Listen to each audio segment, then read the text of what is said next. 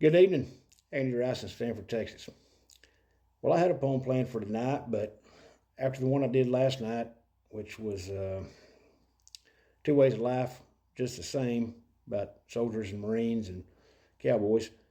Well, I got a really nice message from Boyd Howell up in Claremore, Oklahoma, and Boyd had done what a lot of young fellas had done. He cowboyed a little, and then he put on a uniform, served his country, and then he's back in Oklahoma cowboy now. And he said that poem really resonated with him, and I just want to say thank you,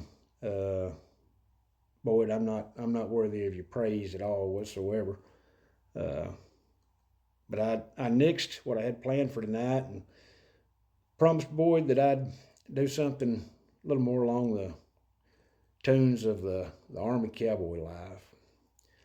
And this poem's called Time in New York, and it is a true story.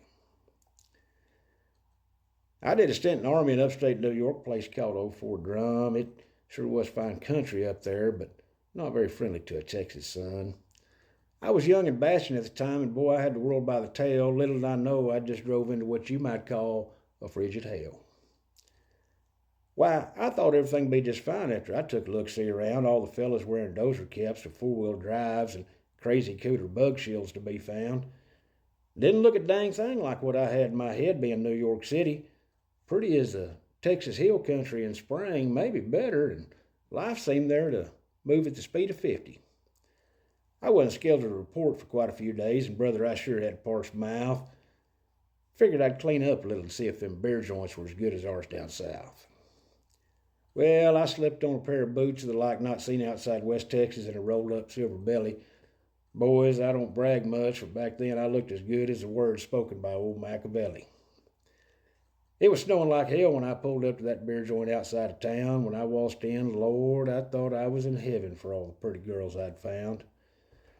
Passel of them there was, with only a couple old fellas at the bar in sight. My mouth wasn't parched anymore, and I just knew it was going to be a hell of a night.